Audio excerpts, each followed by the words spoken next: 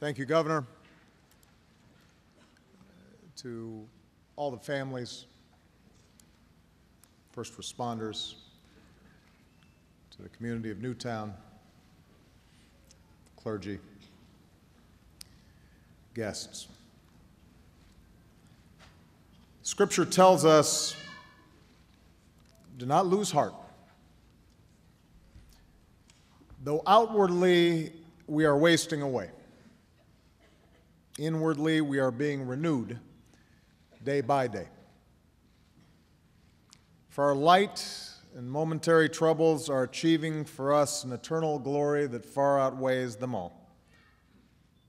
So we fix our eyes not on what is seen, but on what is unseen. Since what is seen is temporary, but what is unseen is eternal. For we know that if the earthly tent we live in is destroyed, we have a building from God, an eternal house in heaven, not built by human hands.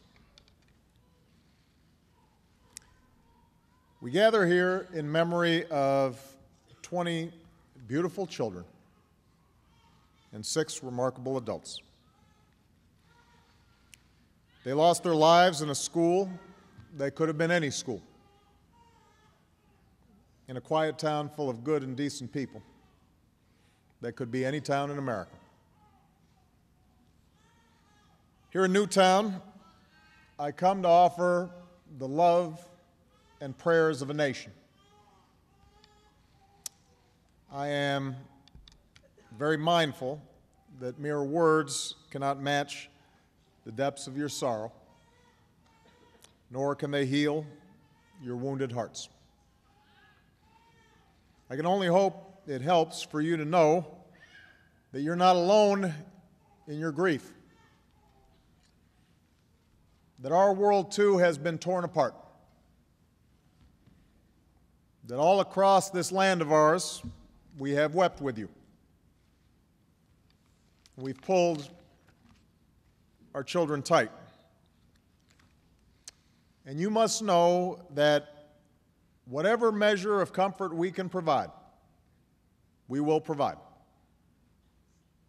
Whatever portion of sadness that we can share with you to ease this heavy load, we will gladly bear it. Newtown, you are not alone. As these difficult days have unfolded, you've also inspired us with stories of strength and resolve and sacrifice. We know that when danger arrived in the halls of Sandy Hook Elementary, the school's staff did not flinch. They did not hesitate. Don Hochsprung and Mary Sherlack, Vicki Soto, Lauren Russo, Rachel Davino, and Anne Marie Murphy. They responded as we all hope we might respond in such terrifying circumstances, with courage and with love, giving their lives to protect the children in their care. We know that there were other teachers who barricaded themselves inside classrooms and kept steady through it all, and reassured their students by saying, "Wait for the good guys. They're coming. Show me your smile." And we know that good guys came. The first responders who raced to the scene, helping to guide those in harm's way to safety and comfort those in need, holding at bay their own shock and their own trauma because they had a job to do and others needed them more. And then there were the scenes of the school children helping one another, holding each other, dutifully following instructions in the way that young children sometimes do. One child even trying to encourage a grown-up by saying, "I know karate, so it's okay, I'll lead the way out."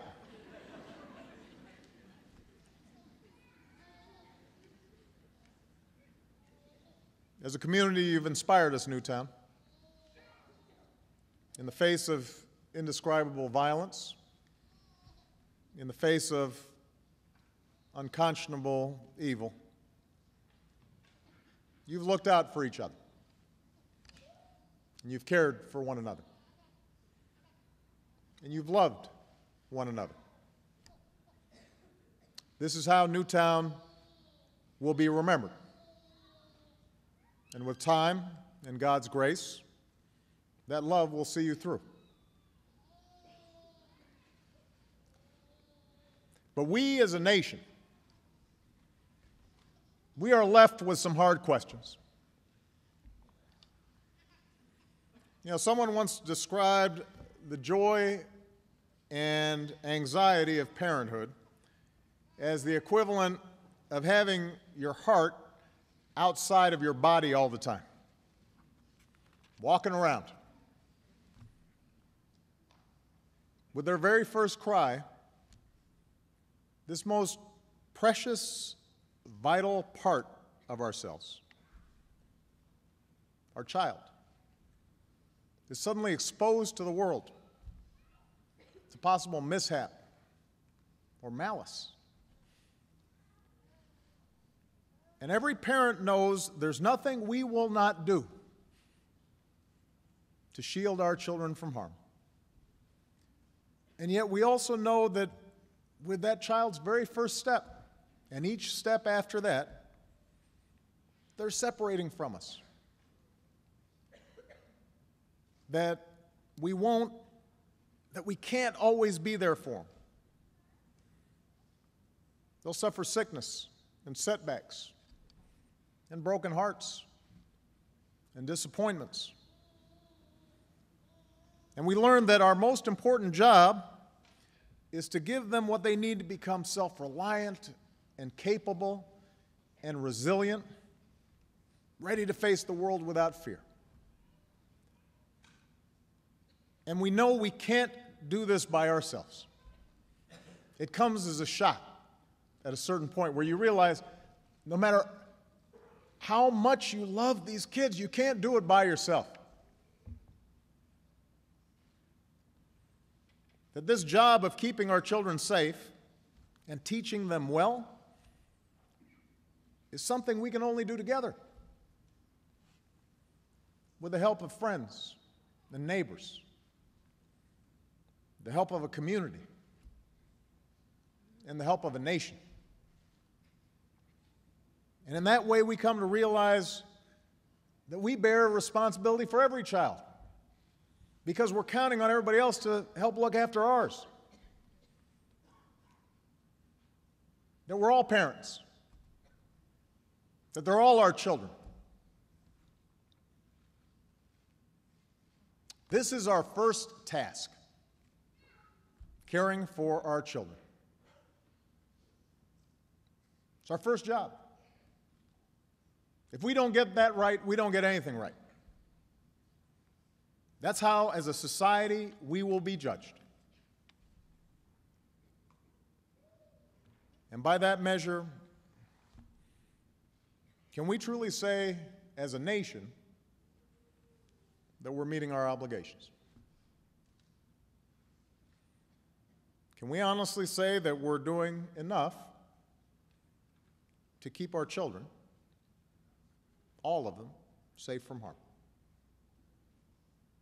Can we claim as a nation that we're all together there, letting them know that they're loved and teaching them to love in return? Can we say that we're truly doing enough to give all the children of this country the chance they deserve to live out their lives in happiness and with purpose? I've been reflecting on this the last few days, and if we're honest with ourselves, the answer is no. We're not doing enough, and we will have to change. Since I've been president, this is the fourth time we have come together to comfort a grieving community torn apart by mass shooting. Fourth time we've hugged survivors. The fourth time we've consoled the families of victims. And in between, there have been an endless series of deadly shootings across the country, almost daily reports of victims, many of them children, in small towns and big cities all across America. Victims whose, much of the time, their only fault was being in the wrong place at the wrong time. We can't tolerate this anymore. These tragedies must end. And to end them, we must change. We will be told that the causes of such violence are complex, and that is true. No single law, no set of laws can eliminate evil from the world or prevent every senseless act of violence in our society. But that can't be an excuse for inaction. Surely we can do better than this. If there's even one step we can take to save another child, or another parent, or another town from the grief that's visited Tucson and Aurora and Oak Creek and Newtown, and communities from Columbine to Blacksburg before that, then surely we have an obligation to try. In the coming weeks, I'll use whatever power this office holds to engage my fellow citizens, from law enforcement to mental health professionals to parents and educators, in an effort aimed at preventing more tragedies like this. Because what choice do we have? We can't accept events like this as routine. Are we really prepared to say that we're powerless in the face of such carnage? That the politics are too hard? Are we prepared to say that such violence visited on our children year after year after year is somehow the price of our freedom?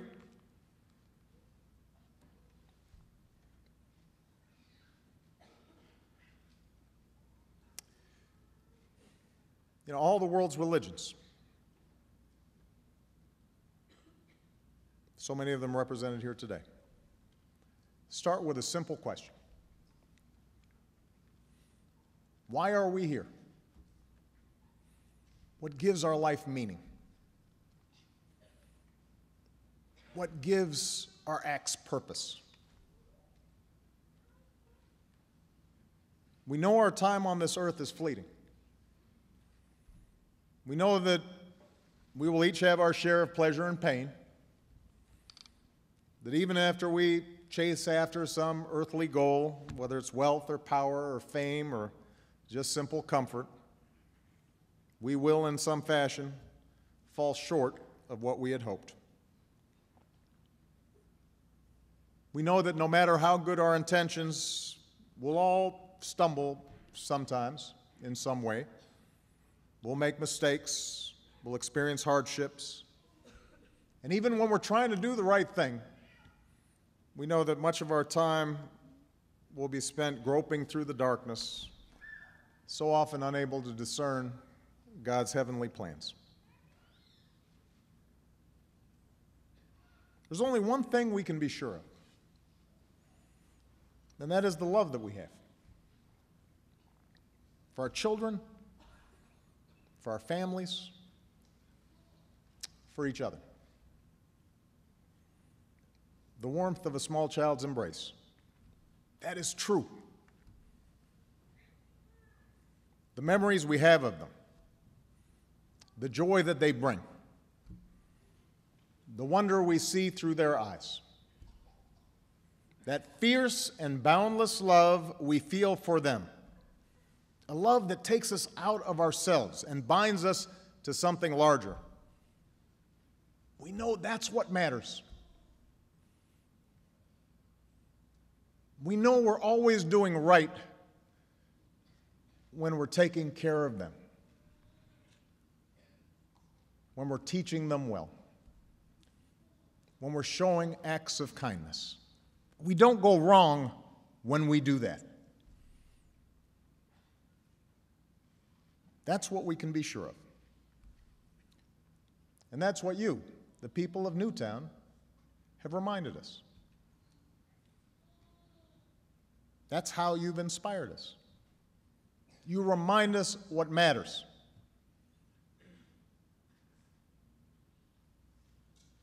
And that's what should drive us forward in everything we do, for as long as God sees fit to keep us on this earth. Let the little children come to me, Jesus said, and do not hinder them, for to such belongs the kingdom of heaven. Charlotte, Daniel, Olivia, Josephine, Anna, Dylan, Madeline, Catherine, Chase, Jesse, James, Grace, Emily, Jack, Noah, Caroline, Jessica, Benjamin, Avliel, Allison. God has called them all home. For those of us who remain, let us find the strength to carry on and make our country worthy of their memory. May God bless and keep those we've lost in his heavenly place. May he grace those we still have with his holy comfort. And may he bless and watch over this community and the United States of America.